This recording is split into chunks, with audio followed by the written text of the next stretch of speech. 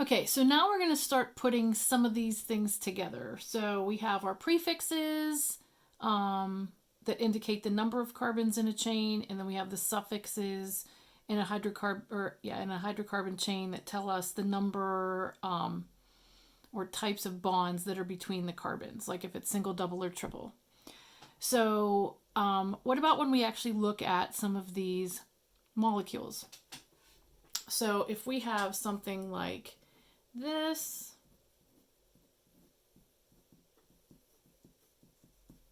that's obviously going to be butane, right? The single bonds between the carbons give us this ane ending, and but because there are 4 carbons, 1, 2, 3, 4 in our chain. Okay, so that's pretty simple. We could look at this and say this is propane, and that's exactly the type of gas that you would find for a propane grill. Again, pro referring to the 3 carbons, and then the ane referring to the fact that these are single bonds between the carbons. Okay, so what if we throw in, what about if we have butene? Okay, so we're going to put 4 carbons because it's but, but the ene ending tells us that we're going to have a double bond somewhere. So where is it? If I say we have butene, is the double bond here? Is it here? Or is it in between? So I'm going to show 3 different ones. Okay, and so if we put it here, if we put it here, and then finally if we put it here. Okay, so this is just a single bond. My pen made an extra mark. All right, so we would put in the rest of the bonds, and this would need 2 more.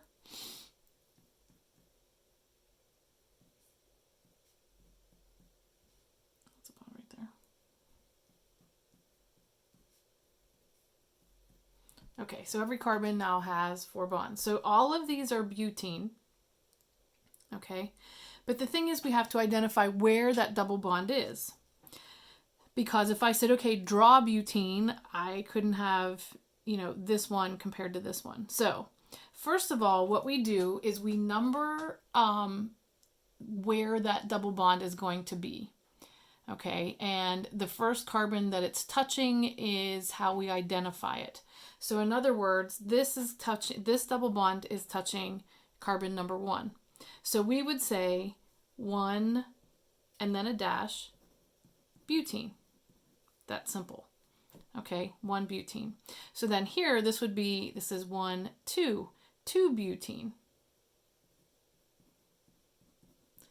Okay, and so there are no dashes in here. Nothing is capitalized, hyphenated, other than between the number and then the name. Okay, so that's butene. Now, what about this one?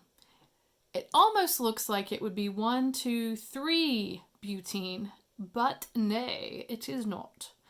So what we have to do is try to get that special bond, or if we're talking about functional groups, at the lowest numbered carbon possible.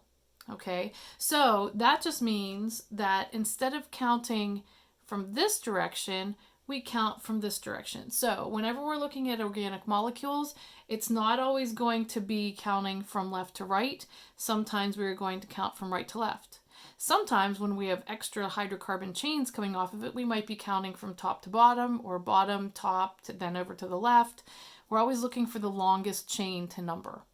So again, here, this is going to be 1 butene, just like this one, because if we were to take this, pick it up, and flip it over, it would be identical. Okay, so that's one of the little caveats to naming these. So let's do another one. Let's say pentine. Okay, so if we do this, I see that I have 1, 2, 3, 4, 5 carbons. So that means that I have my pent prefix, right? Because that tells me 5.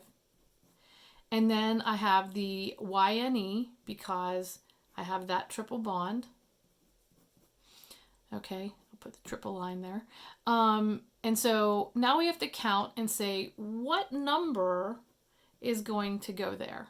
All right, and remember we want the lowest number to that we possibly can to identify where that is.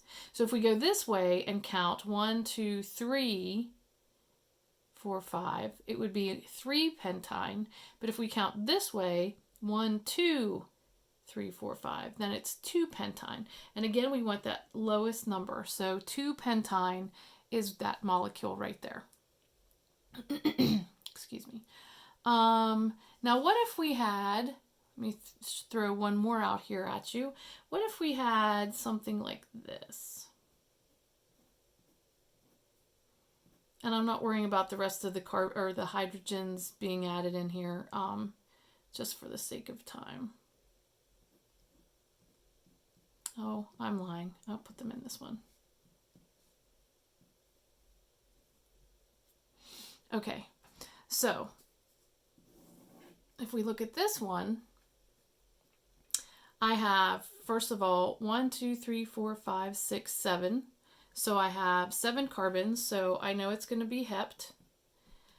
And I see that I have double bond, but I have 2 double bonds. So I'm going to have to identify where both of those are. So that means I'm going to have 2 numbers in the front. But if I have 2 different places where I have a double bond, not only is it ene, but it's diene. Okay, so this tells me that I have 2 double bonds on a 7 carbon molecule.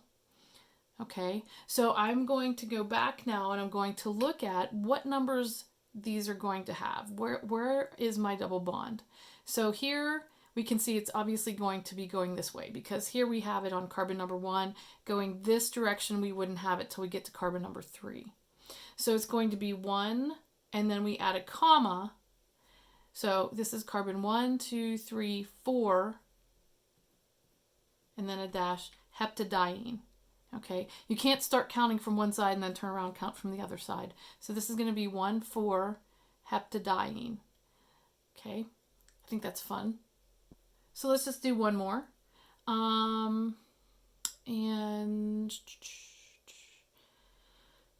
let's just start and throw in carbons down here. And we could even do something like that.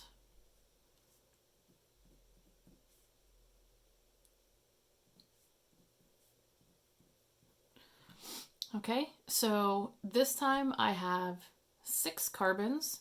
So that gives me the prefix hex. Okay, I see that I have 2 double bonds. So I'm going to have diene. And I'm going to count, and here it's 1, 2, 3 is my first carbon, and here it's 1, 2 is my first carbon to show the double bond. So it's going to be 2, comma, 3 hexadiene. Okay. And there you have it.